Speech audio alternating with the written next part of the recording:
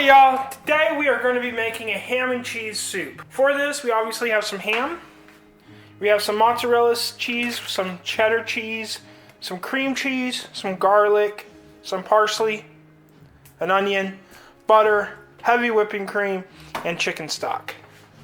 But before we get to cooking, we are on the road to 1,000 subscribers. So if you want to learn a new recipe every week, go ahead, hit that like and subscribe button down below, and let's get to cooking. Alright, so we're going to start by just dicing our onion.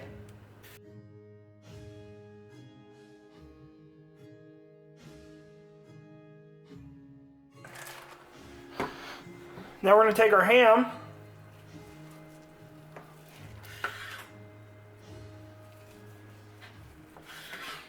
I'm going to dice this up as well.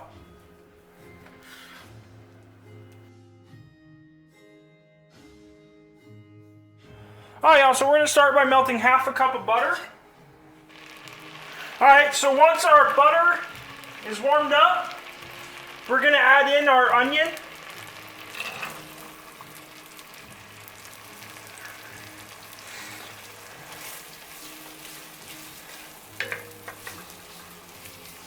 And we want to cook these until they start to brown. Once our onions start to brown, we're going to go ahead and add in 2 tablespoons of garlic. And we're going to let that cook a couple more minutes. Now we're going to add in 5 cups of our chicken stock.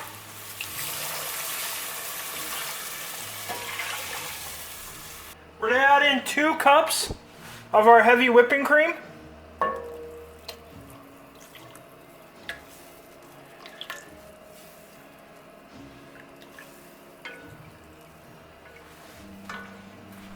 Then we're also going to add in our ham.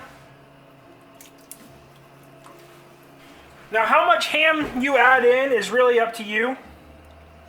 Same thing with how much onion. Now we're going to bring this up to a boil. Once it starts to come up to a boil, cut the heat. We're going to put in 8 ounces of our cream cheese.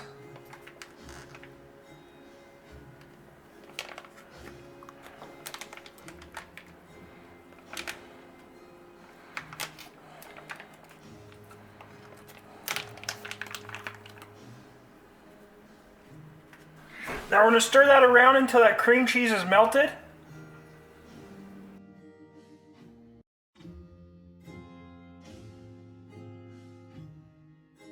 Once your cream cheese is melted, we're going to start adding in 2 cups of our cheddar cheese, gradually, stirring constantly.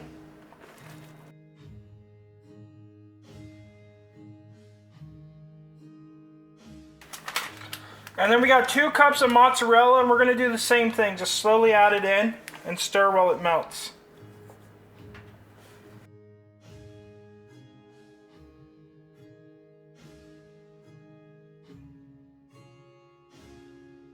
Now we got about half a cup of our fresh parsley. We've gone ahead and sliced it up.